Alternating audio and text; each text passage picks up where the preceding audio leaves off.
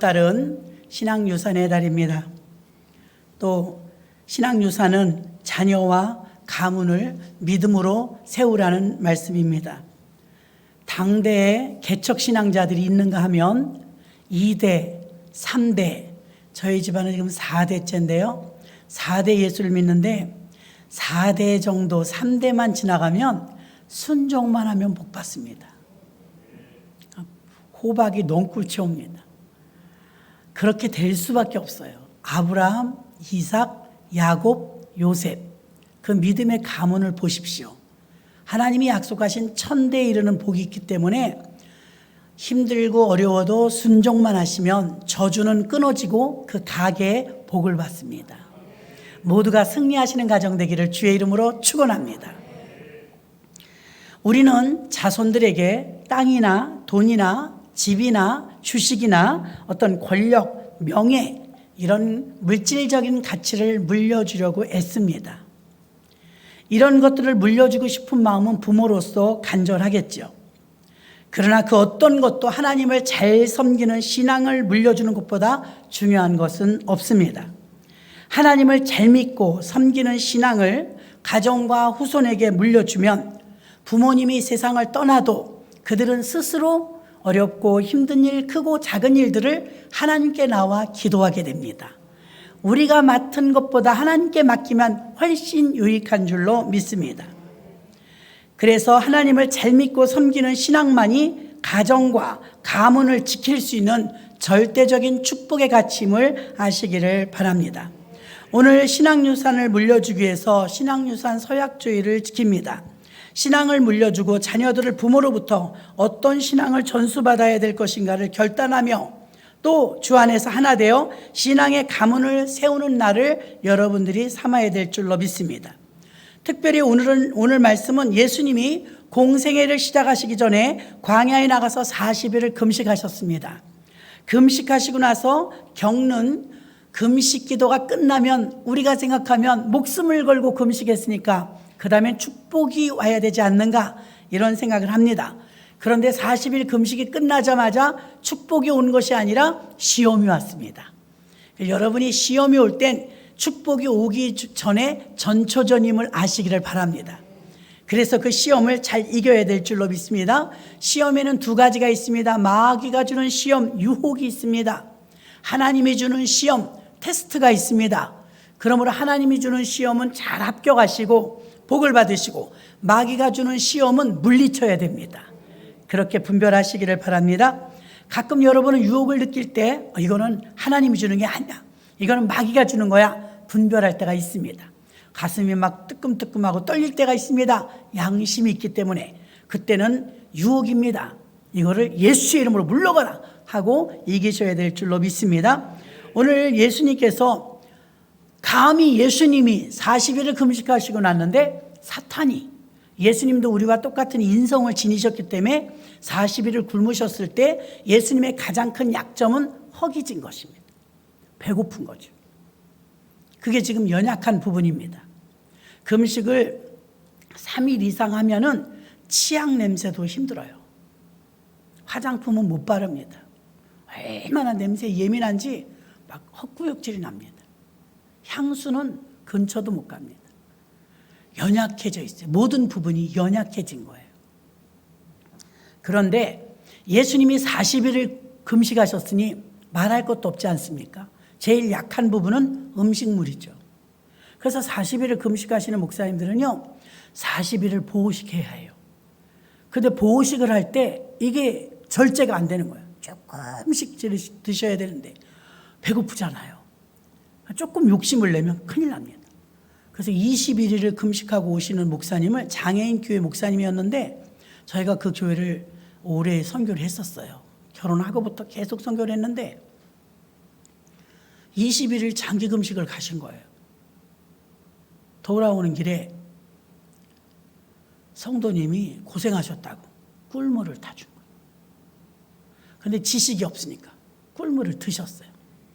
어떤 분은 너무너무 금식하는 동안 먹고 싶어갖고 일주일을 금식하셨는데 그 다음 비빔국수를 드신 거예요. 여태 커피를 못 먹어요. 굉장히 치명적이에요. 여리게 아주 모든 몸 상태가 연약해진 상태라는 걸 아셔야 됩니다. 저 같은 경우에는 장기 금식을 못 해봤는데 조그만 것도요, 세상에 그 치약 냄새랑 화장품 냄새가 너무 힘들어갖고요, 입도 타는 것처럼 힘들더라고요. 그렇게 이 내부가 연약해져 있구나, 그런 것을 느꼈었습니다. 오늘은 이 가문의 신앙이 예수님처럼 언제나 믿음으로 승리하기 위해서 부모의 신앙이 견고해지면 자녀들 또한 부모의 신앙을 유산을 받아서 건강하게 세워지길 원하는데 100% 그렇게 되는 건 아니지만 그래도 부모님의 믿음을 가르친 대로 자녀들이 자라는 게 아니라 본대로 자라요.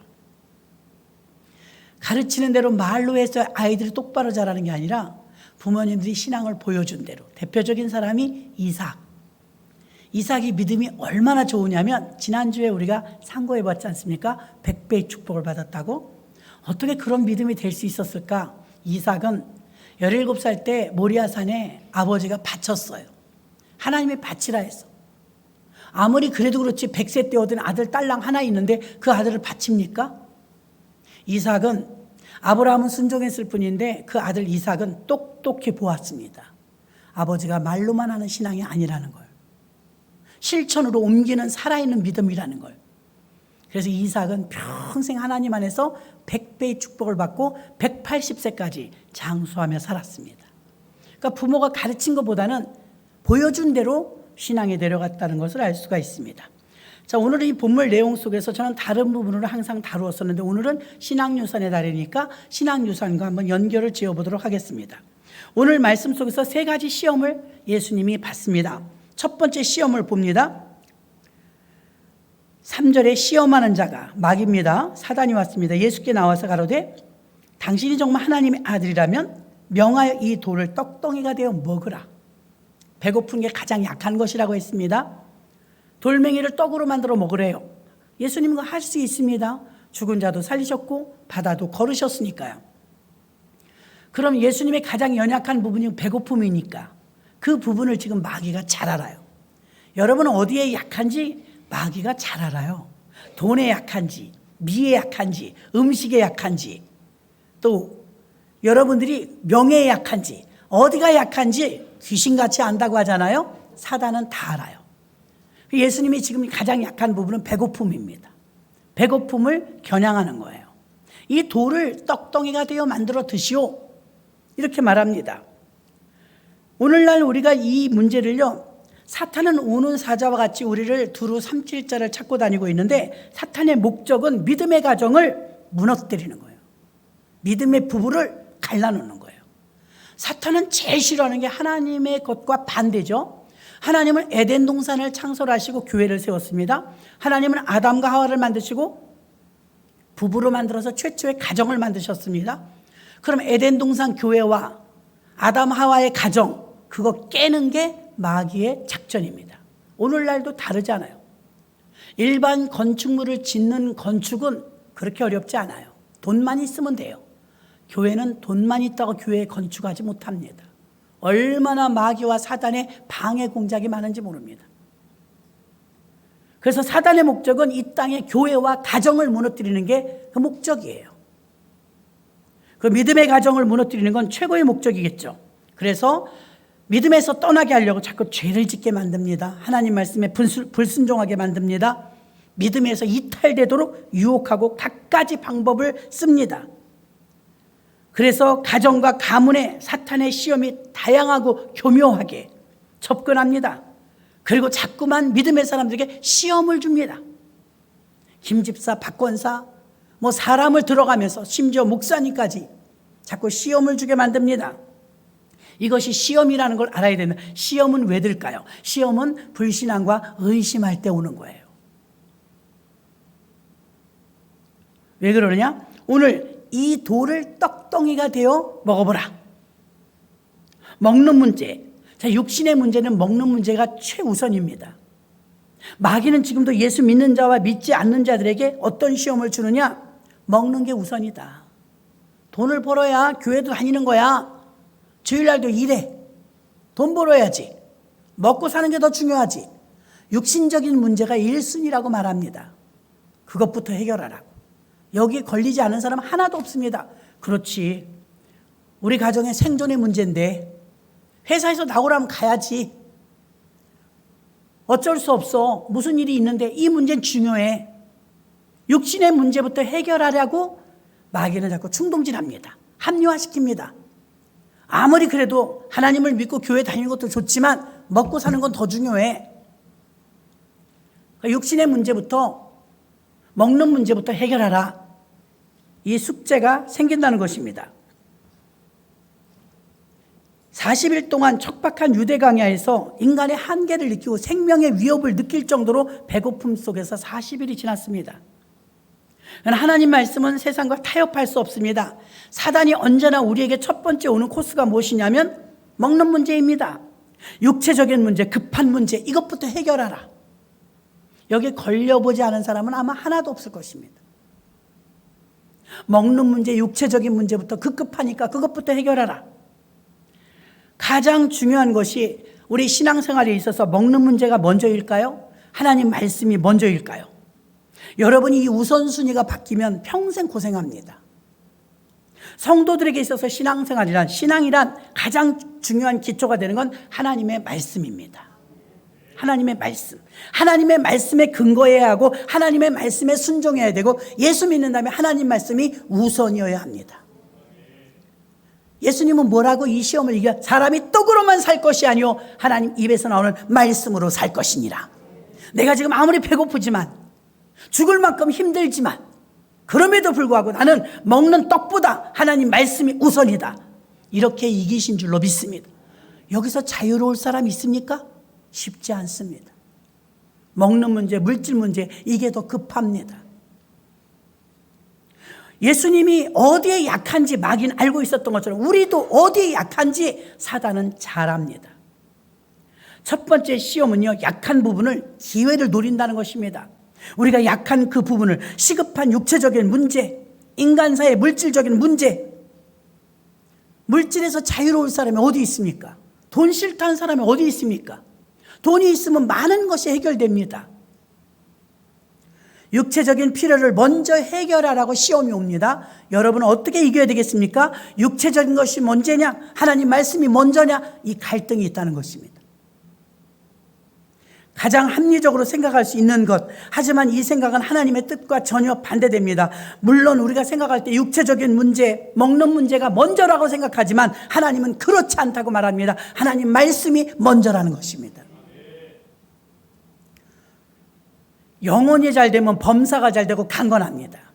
자, 영혼은, 영적인 건 하나님과의 관계입니다. 영이 잘 되면 육도 잘 되고 범사도 잘 됩니다.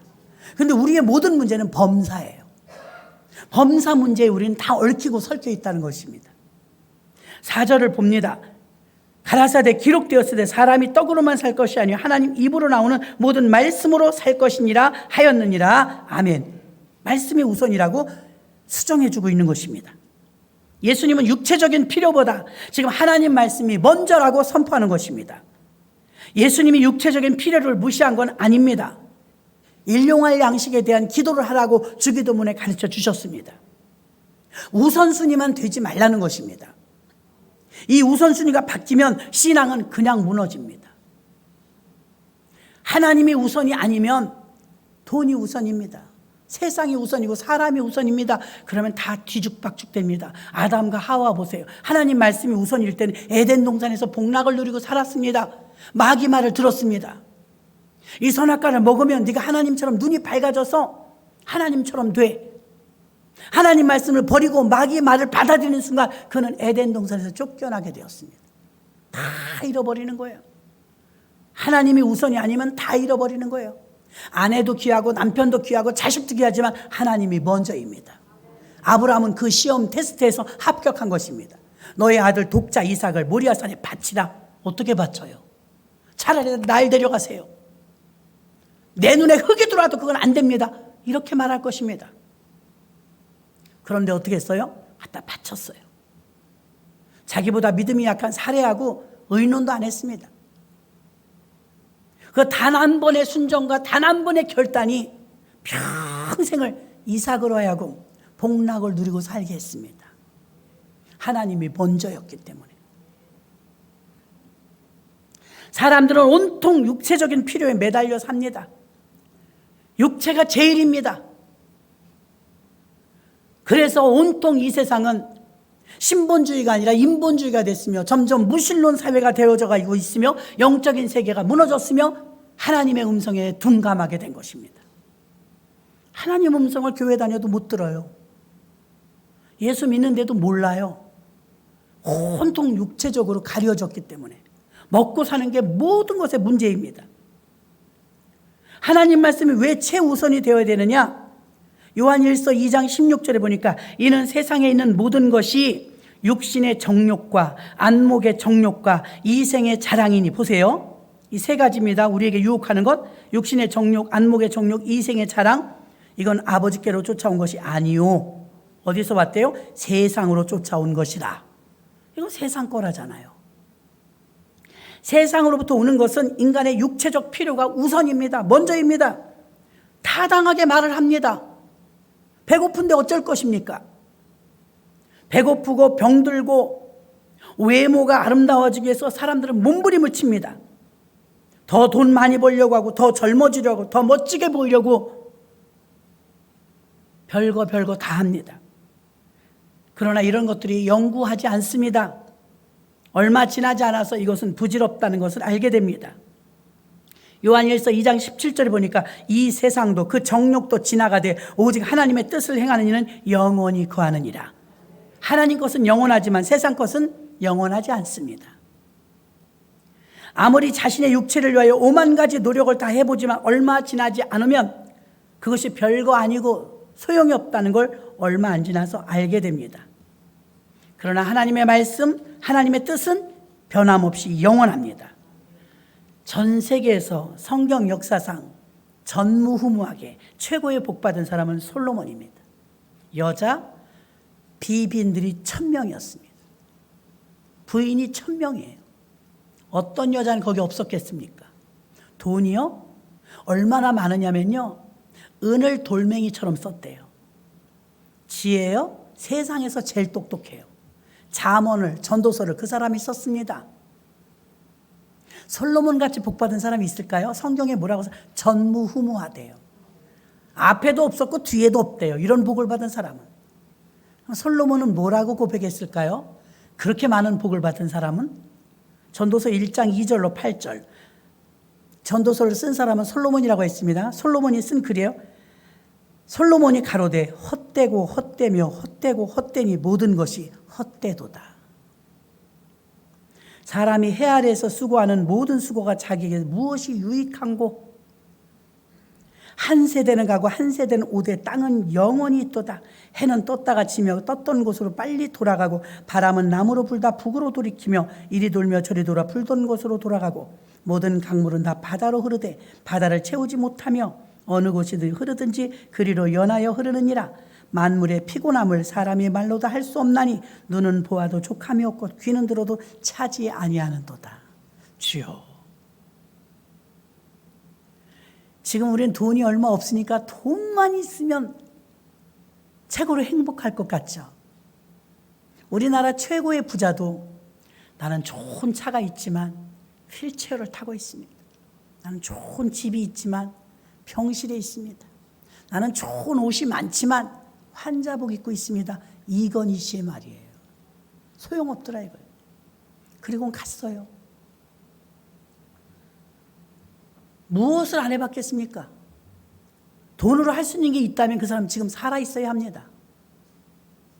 솔로몬이 이렇게 전 세계에서 역사상 최고의 복을 받았던 솔로몬도 헛되고 헛되니 나중에는 귀로 들어도 만족함이 없고 눈으로 봐도 만족함이 없다고 고백했습니다.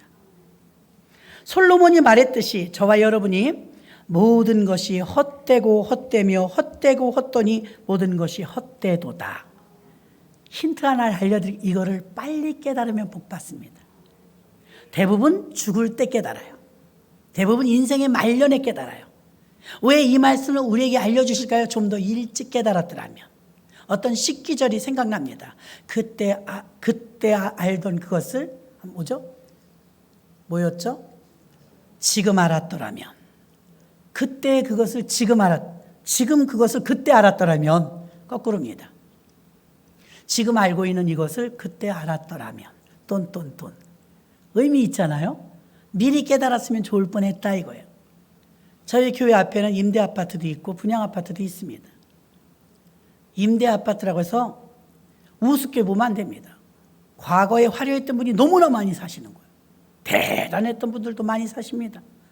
공통적으로 저에게 하시는 말, 목사님 제가 진작에 예수를 믿었어야 되는데 세상에 다 써버리고 몰랐습니다.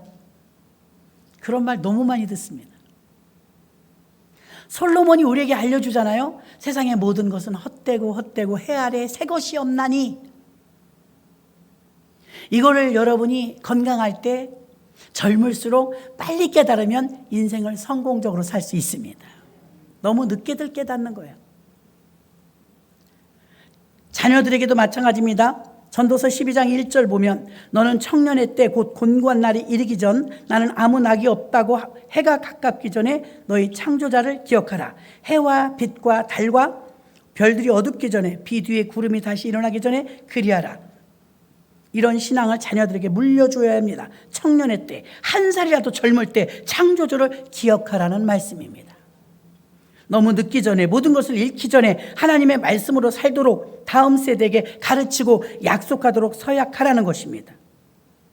이사야 40장 6절로 8절 말하는 자의 소리요 가로되 외치라 대답하되 내가 무엇이라 외치리까 가로되 모든 육체는 풀이요 그 모든 아름다운 들의 꽃 같으니 풀은 마르고 꽃은 시드나 여호와의 기운이 그 위에 불림이라. 이 백성은 실로 풀이로다. 풀은 마르고 꽃은 시드나 우리 하나님의 말씀은 영영이 서리라. 아멘. 그렇습니다. 우리 인생을 꽃이나 풀에 비유했어요. 여름에 이렇게 아름다운 꽃도 점점 더워지는데 떼학볕에 내놓으면 저녁 때 되면 다 시들어버립니다. 우리 인생은 잠깐이에요. 어떤 분이 그러더라고요. 어제도 난 70이 올 줄 몰랐다. 80이 올 줄 몰랐대요. 어떻게 이렇게 세월이 빨리 가버리냐고. 어른들은 말합니다. 화살같이 빠르다고. 잠깐입니다. 그 잠깐을 후회하게 살 것이 아니라 유익하게 살아야 될 줄로 믿습니다. 우리가 시들기 전에 하나님의 말씀으로 사는 신앙의 유산의 가문이 되길 주의 이름으로 축복합니다. 첫 번째 시험은 어떻게 이겼느냐? 사람이 떡으로만 살 것이 아니요 큰 물질에 너무 연연할 것이 아니요 하나님 말씀으로 살 것이니라.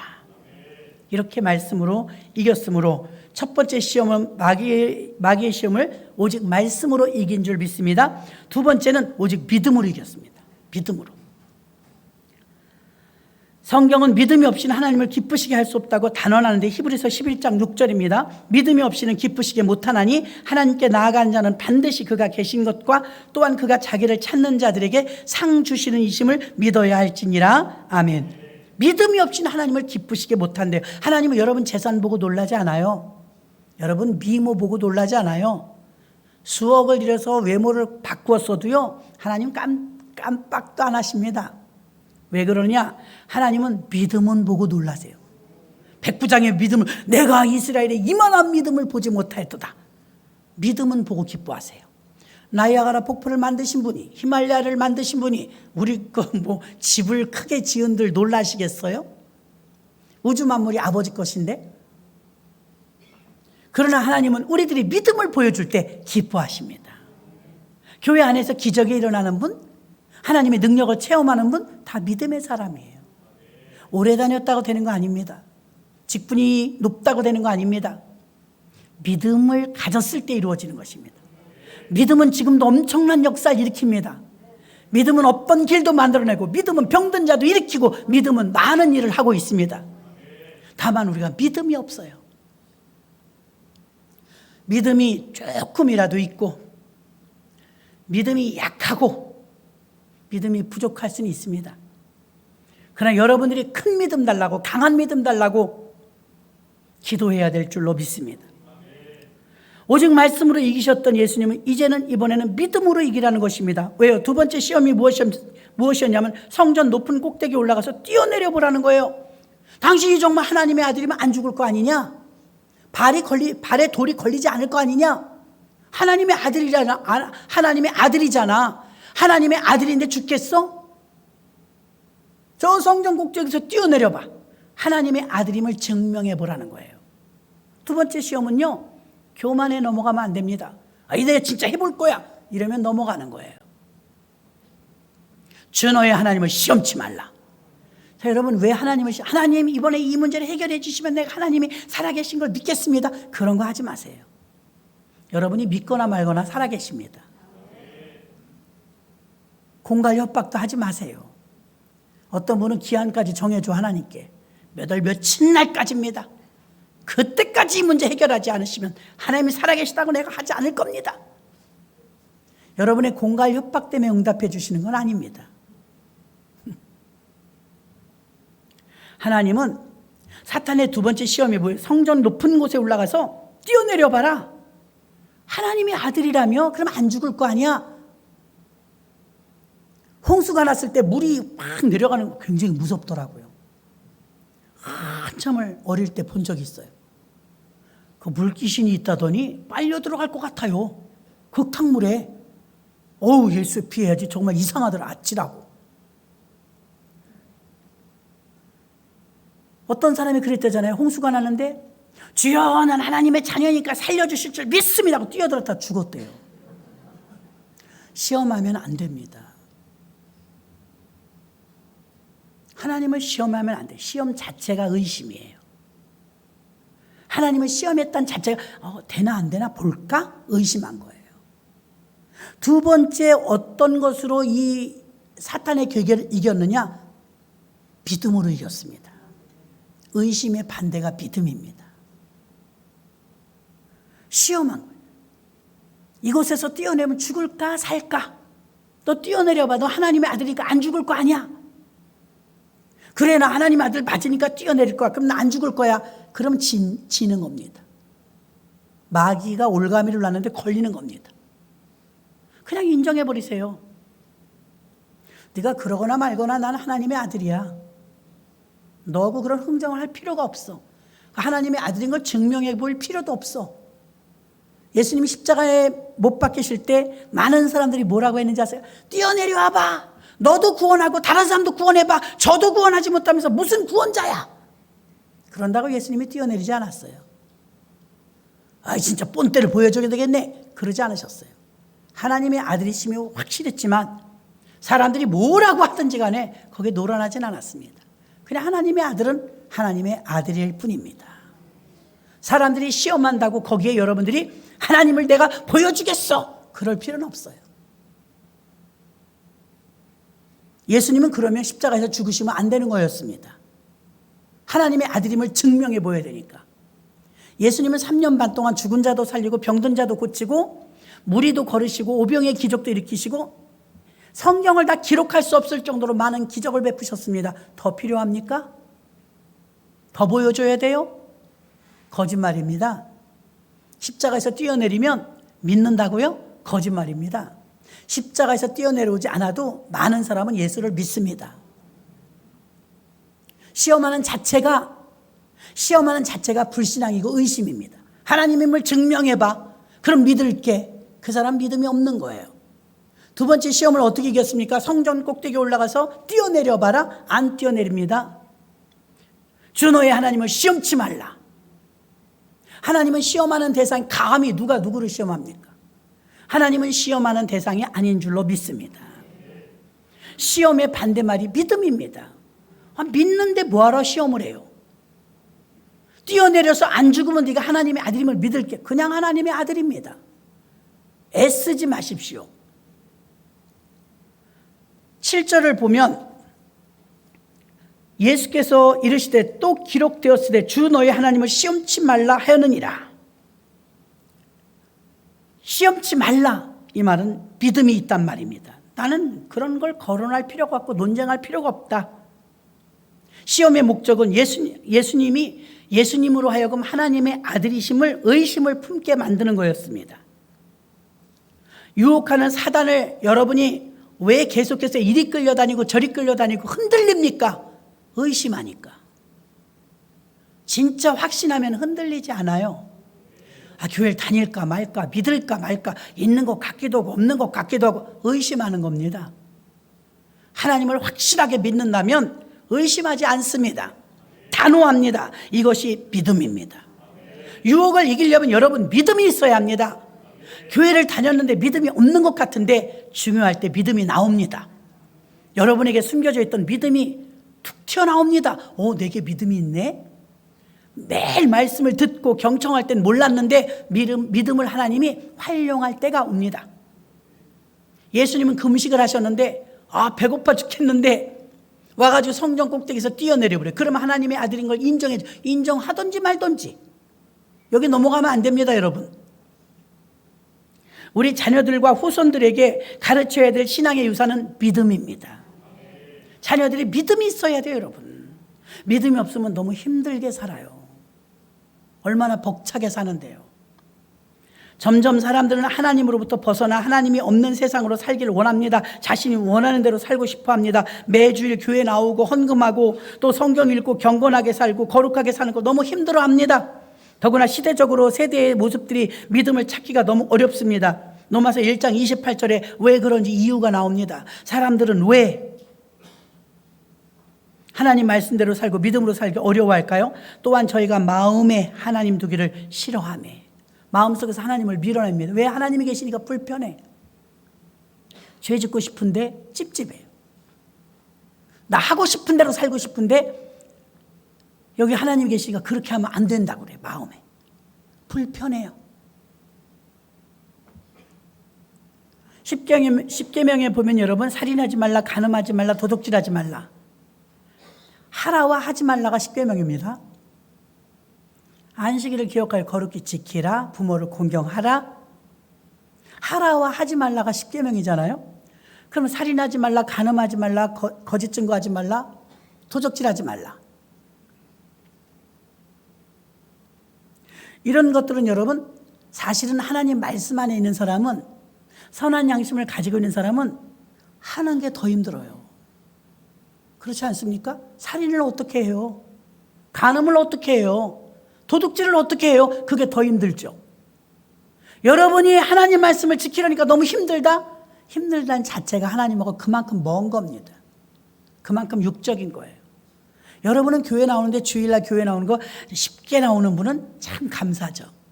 주일날 교회 나오는 거 싸우는 분이 있어요. 씨름을 하고 싸워요. 자기와의 싸움. 가야 되냐 말아야 되냐. 가기 싫어. 누가 주는 마음일까요? 이 마음이 하나님 계시다면 많이 교회 옵니다. 좋아서 옵니다. 얼마나 기다렸는데요. 그런데 마음속에서 하나님이 밀어낼 때는 어떻습니까? 가기 싫어요. 오늘은 괜히 꾀가 나네. 목사님은 안 가고 싶을 때도 있죠. 하나님이 주는 마음은 아닙니다. 그러니까 스스로 하나님을 두기를 마음에 싫어해요. 거역하고 싶어서.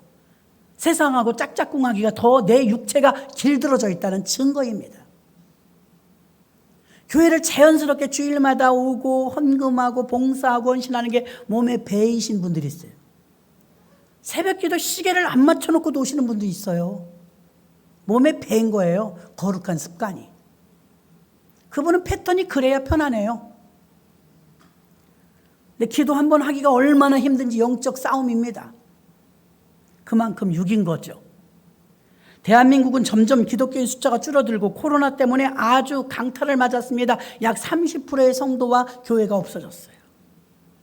다시 회복되겠지만 크리스천들이 교회를 많이 떠났단 말입니다.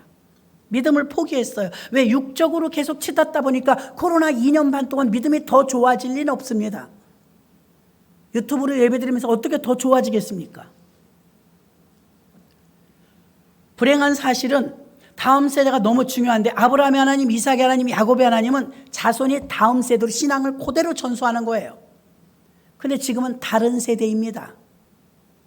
집사님, 권사님, 장로님의 자녀인데도 교회 안 나옵니다. 불행하게도 한국 교회는 50%가 주일학교가 없어졌습니다. 교회 학교가 없어요. 왜 없어요?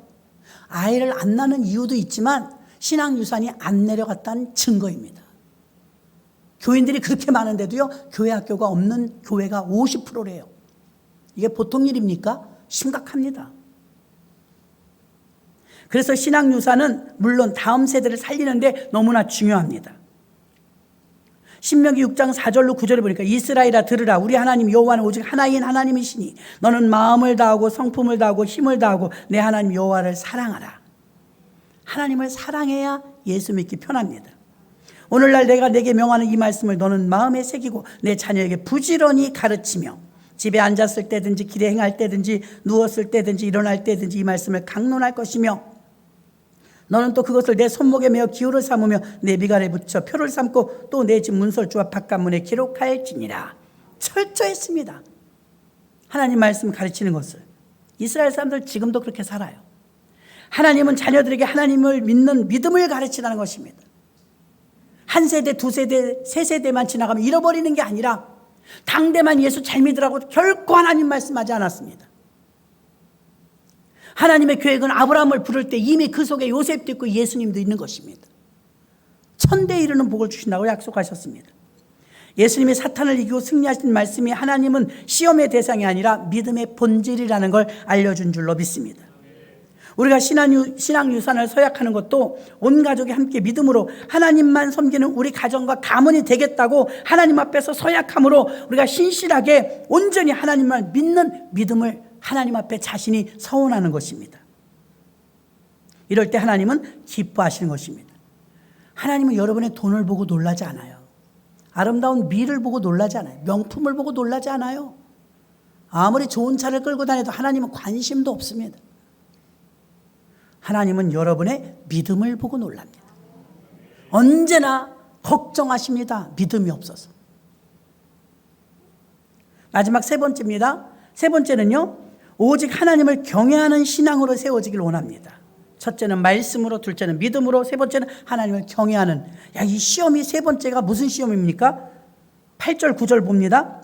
마귀가 또 그를 데리고 지극히 높은 산으로 가 천하 만국과 그 영광을 보여 가로되 만일 내게 엎드려 경배하면 이 모든 것을 내게 주리라. 천하 만국, 부귀와 명예와 모든 걸 보여주면서 여기서 내게 절하면 이거 다 줄게. 맨하탄에 가서 한번 보니까 정말 대단하던걸요. 사람이 만든 것도 대단하면 이걸 다 준다고 절하라면 유혹을 느낄 수 있을 것 같습니다. 예수님의 세 번째 시험은 무엇이었습니까? 천하 만국을 다 줄 테니까 대신 경배하래요. 엎드려 내게 경배하래요. 우상의 특징은 자꾸 자기들을 경배하래요. 절하래요. 3000배도 하고 10,000배도 하고 자꾸 절하라고 그럽니다. 그래서 우리 하나님을 아무리 성경을 봐도요, 하나님은 진짜거든요. 유일신이고 창조자신데도요, 우리를 다 만들어주시고 모든 걸 제공해 주셨는데 한 번도 생색을 안 나시고 하나님은 절하라는 대목이 한 군데도 없어요. 내가 너에게 그만큼 해줬으면 너 나한테 한 번이라도 절해야지, 그런 대목이 없어요. 하나님은 진짜인데도요, 절받을 생각이 없어요. 가짜는 왜 그렇게 생색을 내고 절받으려고 해요? 우상의 특징은 절받습니다. 지금 경배하라잖아요. 내게 경배하면 이걸 다 줄게. 거짓말입니다. 자기 겁니까? 우주 만물이 하나님 것인데. 사탄은 이렇게 예수님을 시험하기 위해서 무모한 거래를 했습니다. 세상의 부귀와 명예 다 주겠다고 제안했습니다. 사탄은 자신의 정체를 확연히 드러냈습니다. 사탄은 교묘하게 바꿔치기 합니다. 자신의 정체를 숨기고 자신을 추종하도록 만들고 온갖 수단과 방법을 동원하여 유혹합니다. 마치 물질적인 풍요와 명예와 권력이 자기 것인 양. 이 유혹 앞에서 무력한 인간은 사기꾼에게 당하기도 하고 물질의 유혹에 넘어가기도 하고 대부분 많이 넘어갑니다. 자신을 경배하라고 할 때 어떻게 예수님은 이기셨을까요? 10절을 봅니다. 예수께서 말씀하시 사탄아 물러가라 기록되었으되 주 너의 하나님께 경배하고 다만 그를 섬기라 하였느니라. 아멘. 유일신 사상이 있어야 합니다. 예수님은 경배받으실 분은 오직 하나님 한 분이시다. 이건 요지부동이다. 변함이 없다. 내가 어찌 너에게 경배하겠느냐. 사탄아 물러가라. 이제 대적하셨습니다. 여러분도 유혹이 자꾸 올 때 끌려다니면 안 됩니다. 단호하게 끊어야 됩니다. 노. 저는 그 불법 안 합니다. 노. 저는 주일날 거기 안 갑니다. 단호해야 됩니다. 사탄아 물러가라. 예수님께서도 사탄에게 물리쳤습니다. 단호하게. 지금도 사탄은 크리스천들에게 하나님을 경외하고 예배하지 못하도록 온갖 방법과 수단과 바쁘게 만들어갖고 코로나로 인하여서 막 가정도 붕괴되고 신앙도 붕괴되고 바이러스의 전염 때문에 가상 예배를 드리며 스마트폰으로 예배 드리면서 신앙은 막 나락으로 떨어졌습니다. 하나님께 전심을 다해 예배 드리고 하나님을 경외해야 되는데 하나님을 경외하는 예배가 많이 식었습니다. 신명기 4장 9절 10절 보니까 오직 넌 스스로 삼가며 내 마음에 힘써 지키라. 두렵건대 내가 이 목도한 일을 잊어버릴까 하노라. 두렵건대 내 생존한 날 동안에 그 일들을 내 마음에 떠날까 하노라. 너는 그 일들을 내 아들들과 내 손자들에게 알게 하라. 내가 호렙산에서 내 하나님 여호와 앞에 섰던 날에 여호와께서 내게 이르기를 나를 위하여 백성을 모으라. 내가 그들에게 내 말을 들려서 그들로 세상에 사는 날 동안 나 경외함을 배우게 하며 그 자녀들에게 가르치게 하려 하노라 하시매. 아멘. 가르치라는 거예요. 하나님을 경외하도록. 제가 간증을 가끔 했죠, 여러분. 피정준 목사님 간증 유명하신 분이고 롱런 하시는 아주 훌륭하신 분입니다. 그분은 자녀들을 보면서 복을 받을지 안 받을지 그냥 보면 안 돼요. 예기치 않게 지나가다 그냥 가까운 성도집을 들렀어요. 아기가 밖에서 놀고 있었어요. 아기가 보면서 하는 말, 엄마 피종진 왔어. 그러면서 집에 들어가 엄마한테 알려주더랍니다. 목사님한테 피종진 왔대요. 목사님이 마음속에 그렇게 반말해서 마음이 섭섭한 게 아니라 저 아이는 복 받기가 힘들겠구나. 저걸 다 걷어내려면 이미 막 자라는 아이에게 고정관념처럼 생겨버린 거예요. 주의 종을 우습게 하는 것을. 그리고 다음에 다른 집을 또 들렀어요. 거기도 아이가 밖에서 놀고 있는 거예요. 아이가 깜짝 놀고 엄마 이게 웬일이야. 우리 피종진 목사님께서 우리 집에 오셨어. 엄마 빨리 나와봐. 이러더랍니다. 목사님이 야 쟤는 복을 받겠구나. 뭘 알아서가 아니라 저렇게 하나님을 경외하도록 주의 종을 경외하도록 배웠으니 저 아이는 복을 받겠구나. 그냥 알겠더래요.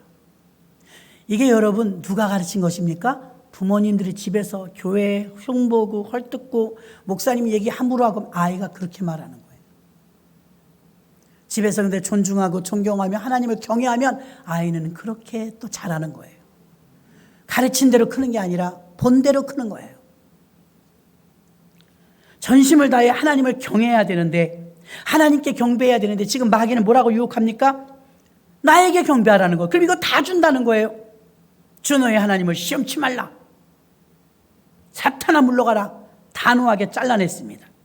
왜 그러느냐? 사탄은 쉬지 않고 믿음의 가정들을 공격하면서 계속해서 하나님을 경외하지 못하게 하고 마귀를 추종하도록 돈의 유혹을, 물질의 유혹을 따라가도록 만든다는 것입니다. 고린도후서 11장 14절 보니까 이것이 이상한 일이 아니라 사단도 자기를 광명한 천사로 가장하나니 속인다는 거예요. 광명한 천사로.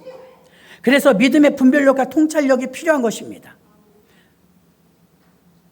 바른 성경관, 가치관과 신앙관을 통해 결혼을 하고 가정을 이루며 자녀들을 인도해야 합니다. 그렇지 않으면 하나님을 버리고 세상에 빠져 허랑방탕한 삶을 살다가 돌이킬 수 없는 탕자의 신세가 되어버리고 마는 것입니다. 오늘 신앙유산 서약은 하나님의 말씀이 우리 가정과 가문을 통해서 이루어지도록 하나님이 세운 언약신앙이 회복되는 날입니다. 오늘은 온전히 하나님을 경외하는 후손들이 되도록 부모님과 자녀들이 결단하며 기쁨으로 고백하는 시간이 되어야 할 것입니다. 그래서 우리는 가장 존귀하고 아름다운 신앙유산을 세워서 가정이 앞으로 후손들이 예수를 믿으면서 아직 자녀가 없고 자녀가 없는 가정에서는 그럼 어떻게 하느냐? 괜찮습니다. 영적인 자녀 전도한 사람도 괜찮고요. 또 우리는 하나님의 가족들이기 때문에 교회의 식구들을 자녀 세대, 다음 세대, 교회학교 어린이들을 위해서 해도 됩니다. 상관없습니다. 말씀을 정리하고 결론을 지으면 신앙유산은요, 오늘 본문 말씀에 시험이 온다는 것입니다. 예수님이 첫 번째 시험은 배고픈데 먹을 것으로, 육신의 것으로 유혹이 왔습니다. 말씀으로 세워지는 신앙이었습니다. 사람이 떡으로만 살 것이 아니요 하나님 말씀으로 살 것이 우선순위를 똑바로 했다는 것입니다. 두 번째는요, 성전 꼭대기에서 뛰어내리라. 시험해보라는 거예요. 하나님의 아들이니까 넘어져도 다치지 않을 거 아니냐. 그러나 믿음으로, 의심하지 않고 믿음으로 주 너의 하나님을 시험치 말라 하고 이기신 줄 믿습니다. 세 번째는 내게 경배하라, 내게 절하라. 그럼 내가 이 천하만국 다 줄게. 거짓말로 광명한 천사처럼 속였습니다. 그러나 나는 하나님만 섬긴다고. 사탄아 물러가라. 오직 우리 하나님만 섬긴다. 이렇게 고백하고 신앙유산을 이긴 줄 믿습니다. 이런 믿음이 여러분과 저에게 있을 때 하나님은 우리를 신앙유산의 가문으로 대대로 천대까지 이르는 복을 받도록 승리하게 하실 줄 믿습니다. 좀 수고스러우셔도 신앙유산 서약서를 들으시고 일어나 주시기 바랍니다.